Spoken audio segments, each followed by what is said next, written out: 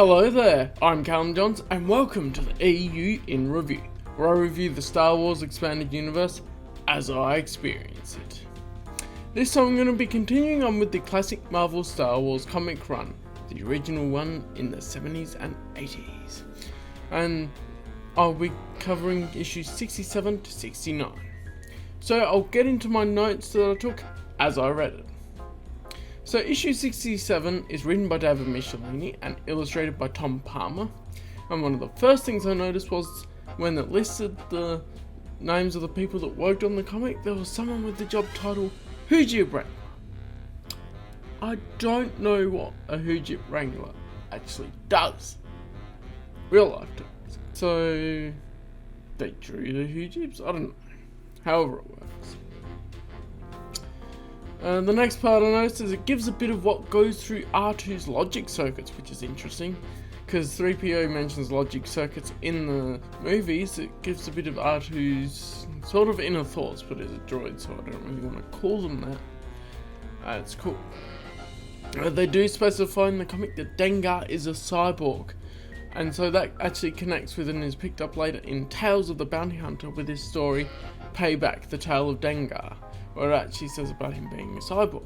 I also thought, if the Hoojib speak telepathically to normal people like Luke and Leia and that, how can 3PO hear Pliff? And Pliff is a particular Hoojib they introduced earlier in the series. I don't know how a droid can hear something telepathically. It's interesting. And then there's the introduction of the Darker, which is an interesting figure. There's, I think, the backstory of the planet that they're on, the planet of the Hoojibs, and the origin of the Darker is an interesting way of doing it, I'll say. It doesn't particularly fit with some ideas of what I think Star Wars would be, but it's interesting if you think of it as something that isn't quite accurate to what actually happened, as canon I view is. There's a funny panel with 3PO spraying lube in Chewie's eyes. It is interesting. It's a bit like the nipple clamps. It's fun. And I like how hearing Han snaps Chewie out of his rampage. So 3PO reaches Chewie out of a rampage by talking about Han. So sort of a thing, because Chewie cares so much about Han that they do that. Chewie versus the Darker is a cool fight scene, I'll call it. And it's interesting that the Darker manipulates Chewie, because it manipulates negative emotions, which is something that's connected to the dark side at least. It manipulates Chewie, as we would see Chewie relying more on his animal instincts, which would be because we see him as the big furry Wookiee rather than as a sentient being as much.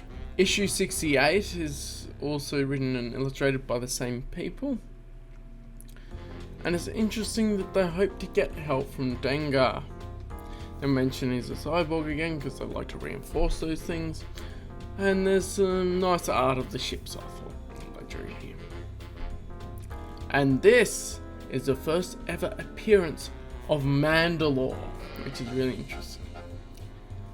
The capital city is called Kedalb instead of Keldab, which I think Keldab sounds better. It's easier to pronounce. They call energy binders energy links, and they say that they apparently hold people's souls.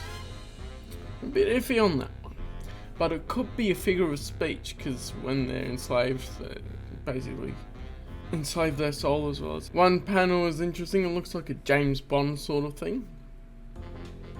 And 3PO does an interesting tactic of making a slaver miss him, and then the branch falls on his head that he shot down.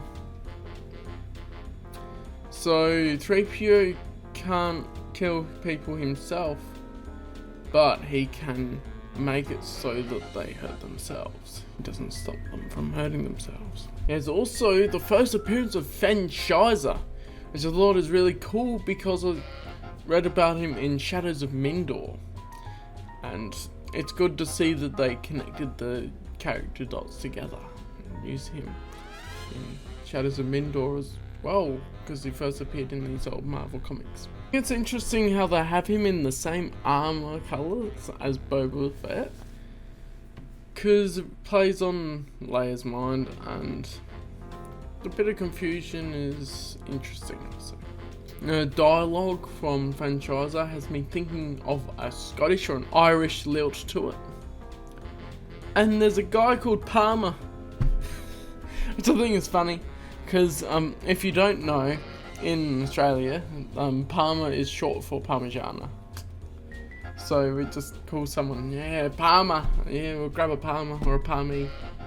Depends which state you go to. I usually say Palmy, but some other states say Palmer.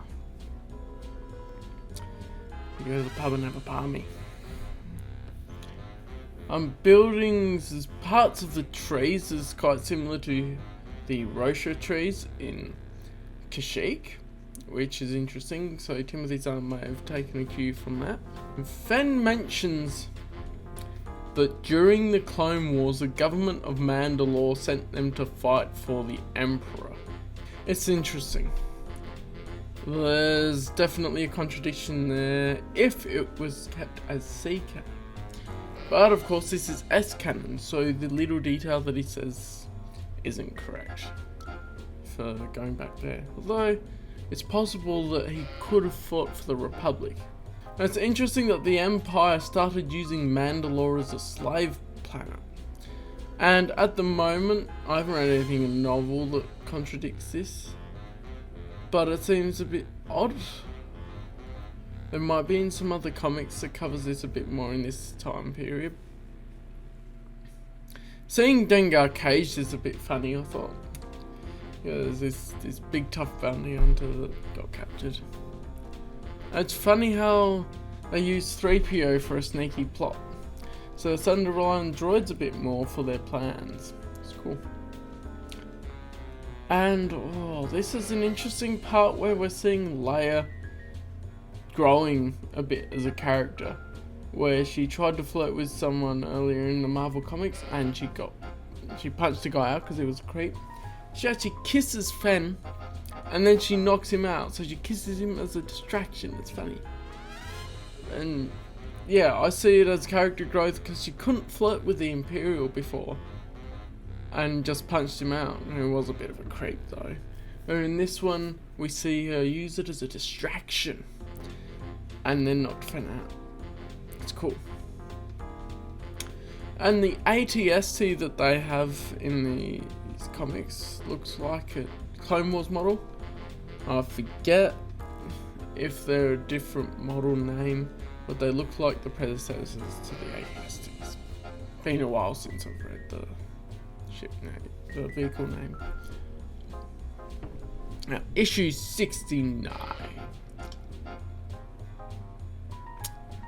69, yes, I reached the number. It's written by David Michelini, illustrated by Gene Day and Tom Palmer.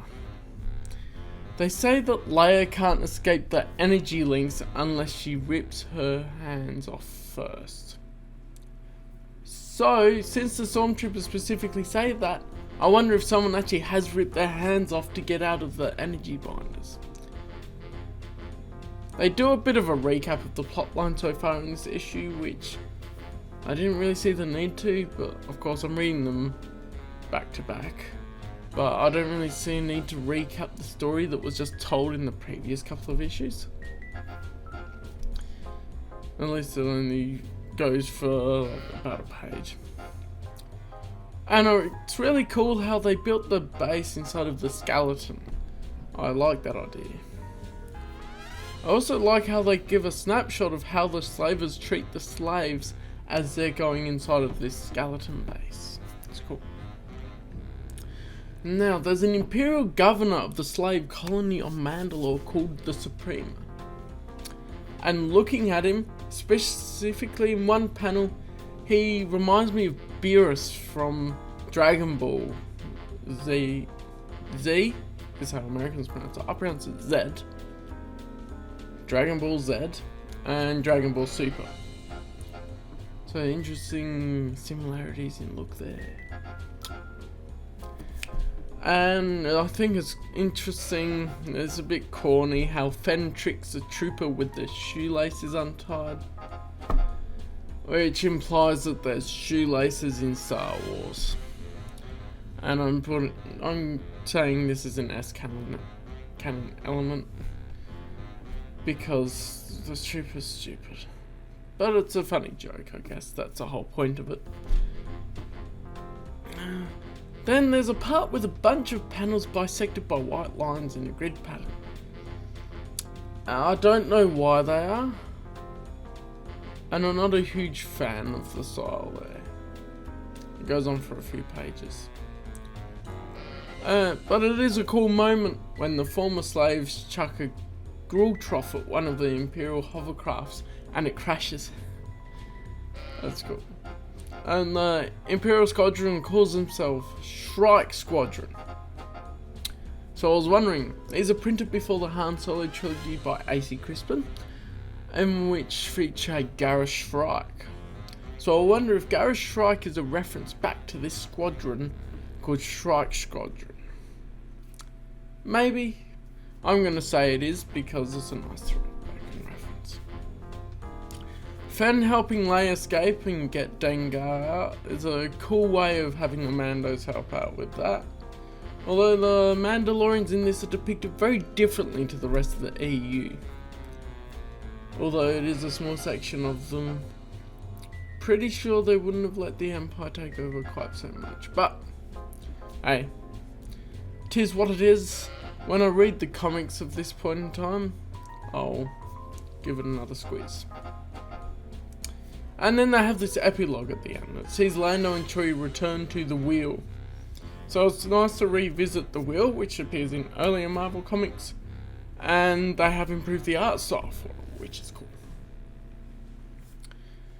Overall, these are sort of, they're starting to get sort of average storylines in my opinion. So it keeps going on and on a bit, but there's a whole run of 108 of these now. And I'll get to 108, don't you worry. It's just interesting how they tried to think of different plot lines and they involved the Mandalorians and it doesn't quite fit. And it doesn't feel like it quite fits with the other. But EU material, although it is canon, so take it or leave it, I guess. And yeah, this storyline is okay. I put the one with the darker at the front because it was a single issue, not worth doing a separate episode for it. And yeah, so what do you guys think of these comics? I'm sort of still enjoying them, but not quite as much as I probably will some of the comics I'm going to read later. And some of the first comics where they more had some different, really wacky ideas, which I like to think of as canon, and they just did what they sort of wanted. Oh well, so what do you think of these? And I will see you in the next video. May the Force be with you. Bye.